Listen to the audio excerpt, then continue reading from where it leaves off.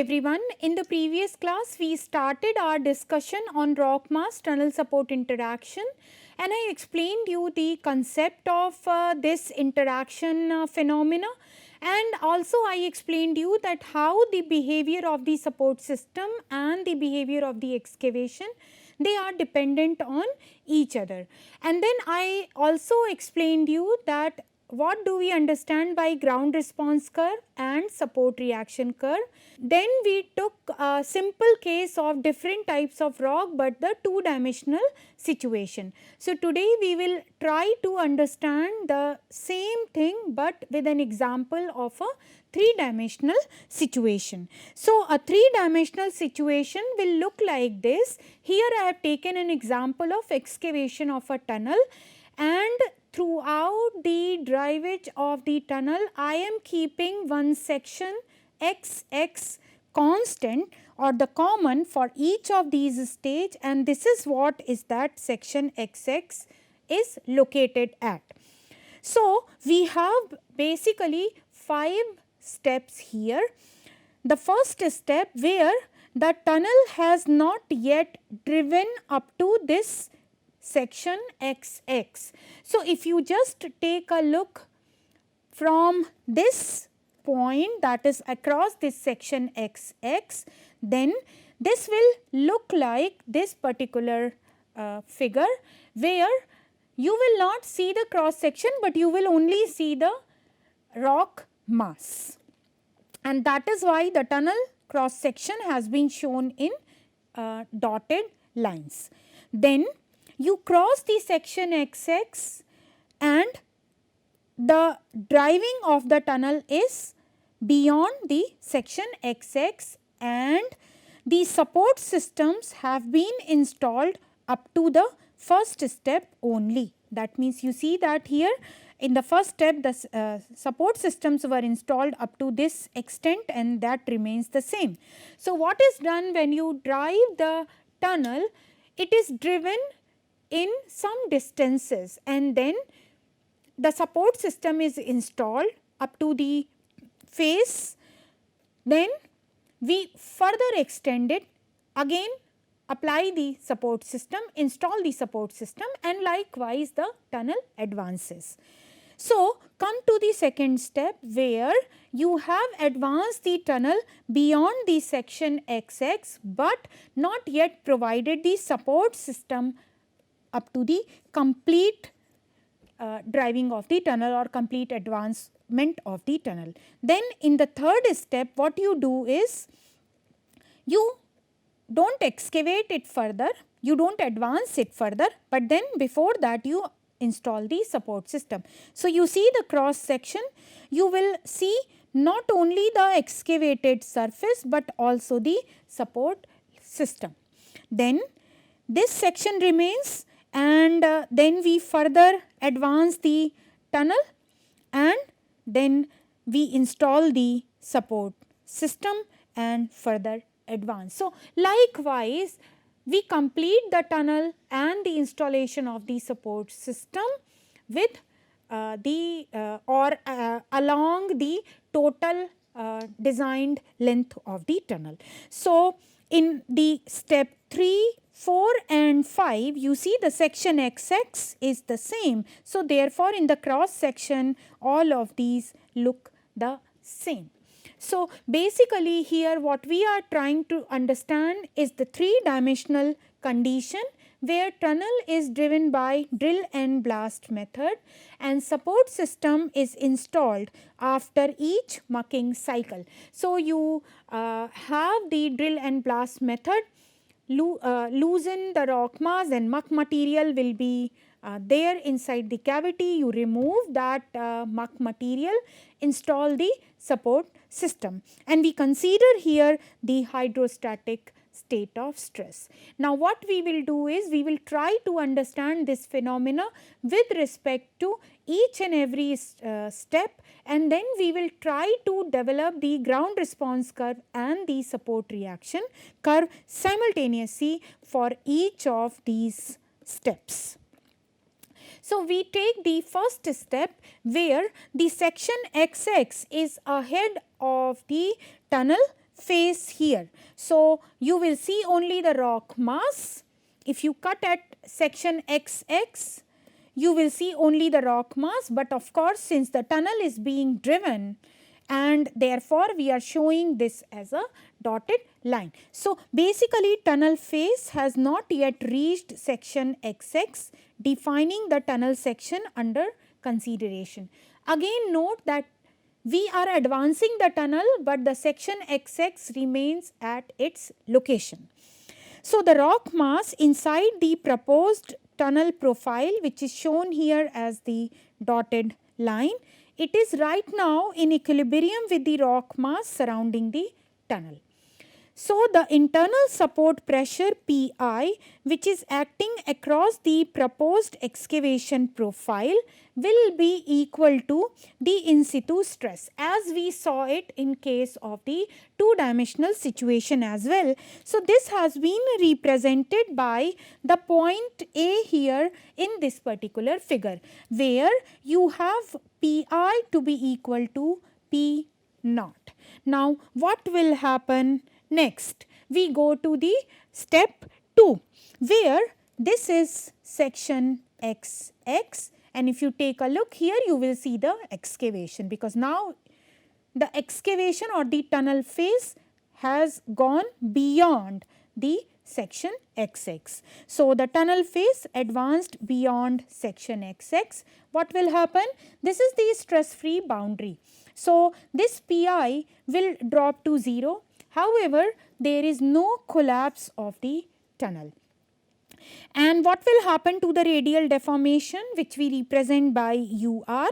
It will be limited by the proximity of tunnel face, which provides the significant amount of restraint. See here, this section XX is in the proximity of this tunnel face, where there is the restraint from this side surrounding rock mass. So if this restraint is not there, there is going to be the internal support pressure Pi would be required to arrest corresponding radial deformation, which is UR at B. So this is what is the point B. Let us take the bigger version of this figure little later. So for the time being, just think that this point is B. Now there are two situations, roof as well as the side wall of the tunnel. So what will happen, whether the roof and the side walls, they are going to behave in a same manner or they will be behaving in a different manner. If they behave in a different manner, there will be one GRC for roof and another one for the side wall. So normally Pi roof is more than Pi of the side wall. This is why, this is due to the formation of wedge in the roof portion, whose weight must be added to the support pressure to limit the stress induced displacement to its value. So therefore we are going to have two ground response curve. One will be for the tunnel roof and another will be for the side walls. So corresponding to that, here is the point B that we were talking about, and this is in the roof portion, and the corresponding point in the side wall is going to be the point C here. Coming to the third step, what we do? We advance the tunnel up to this in the previous step, but we did not provide the support up to section XX, which is here. So now what we are going to do is, we have provided in this step the support which is beyond section XX. So you see in the cross section, you will see the excavated surface and also the support system. So what is the step 3? That tunnel was marked out and steel sets were installed close to the face of advance. So you see, this is the face of advance, and very close to this we have provided the steel sets. So at this stage, the supports will carry no load, as there is no further deformation of the tunnel. So, in case if the rock mass is not exhibiting time dependent deformation characteristic, the radial deformation of the tunnel will still be those which is defined by the points B and C.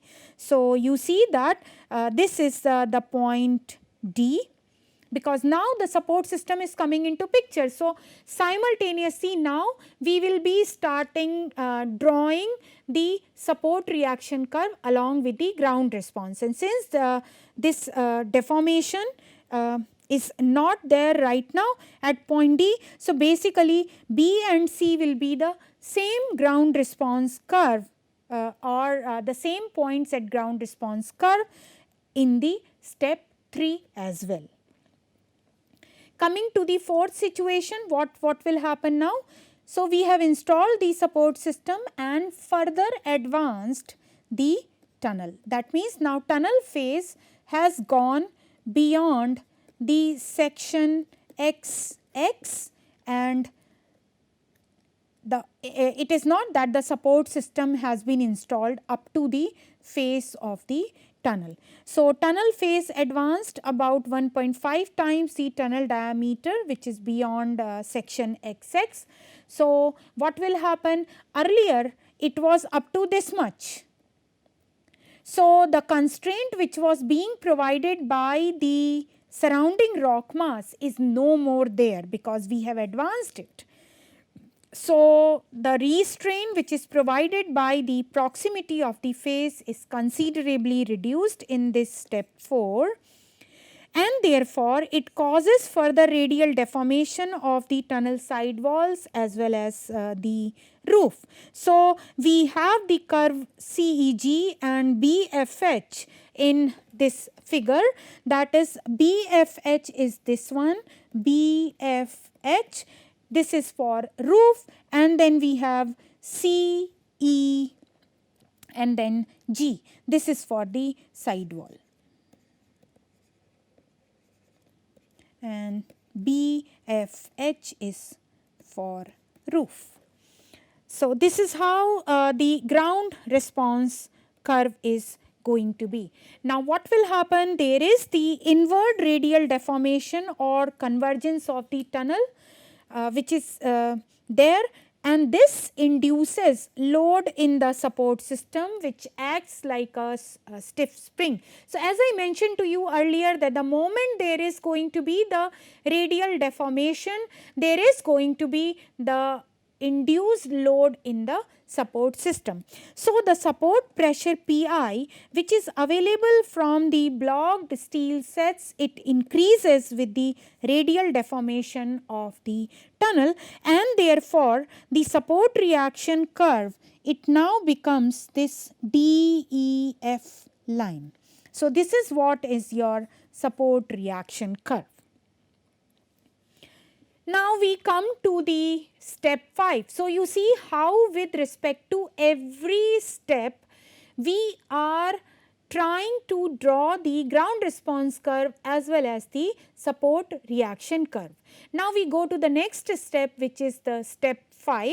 So, what I am going to do in this case, that the tunnel face is advanced far beyond this section XX, you see, okay, where there is no restraint for the rock mass at XX section. You see, there is no restraint from this rock mass because it is much far. At the tunnel face has been advanced much far beyond this section XX. So, if let us say I would not have installed any support system here, then what will happen? The radial deformations in the tunnel would increase, right. So, therefore, we have EG and FH. You see here this EG and FH if we do not provide any support system. But what we have done? We have already provided the support system, and therefore, this deformation restricts up to this. What happens in case of the side walls? The pressure which is required to limit further deformation it drops to 0 at the point G, and in case of the side walls, it is stable since there is no remaining driving force to induce any further deformation. So you see here that this portion in the side wall, this becomes equal to 0 here. The support pressure is 0 in this case. But what will happen to roof? So on the other hand, the support which is required to limit the deformation of roof, it first drops to a minimum and then again it becomes or it begins to increase. Take a look here. First it reduces little bit and then it goes and increases to this point H. Why this type of phenomena is observed in case of the roof? The reason is that the downward displacement of the zone of the loosened rock in the roof layer, what it does, it causes additional roof to become loose. See, when we were discussing about the laminated rocks and the excavation in through those laminated rocks, there I mentioned to you immediate roof and the main roof, and I mentioned to you that based upon the thickness and all other parameters, you can have more than one layers participating in the deformation of the roof. So what happens when the roof portion or the rock mass in the vicinity of the roof portion, it loosened and let us say one block falls. What happens to the rock mass which is immediately above that fallen rock mass? That also becomes in the loose state. So what happens because of that? So the additional rock which become loose, its weight will be added to the required support pressure. So the roof would collapse if you do not provide the support system earlier in the tunnel. So therefore you see such rise in the GRC for the roof. This is what is GRC, ground response curve for roof, and this is for the side wall. So this is how, with reference to a three-dimensional situation, you can visualize that how the support reaction curve and ground response curve one can develop. Now coming to the stiffness of the various support systems which can be shotcrete lining, rock bolts, steel sets. These can be obtained using respective expressions. This we will learn when we discuss about the Ladani's rock mass support interaction analysis. So we have various expression. So what will be the slope of this support reaction curve? It will depend upon whether you have adopted the support system as the shotcrete lining or rock bolt or the steel sets. So based upon that, you can find out that what will be the stiffness of this system, support system, and accordingly you can draw the line DEF. So this is how, in the case of the three-dimensional situation, we can develop ground response curve as well as the support reaction curve. The ground response curve for the roof and the side walls is going to be different, and we saw that why they have the typical shape for roof and typical shape for the side walls. As far as the support systems are concerned, their stiffness can be defined by different expressions which we will learn in a short while, and based upon what type of the support system that is being installed, you can have the slope of the support reaction curve. So we will continue our discussion on this rock mass tunnel support interaction analysis in the next class. Thank you very much.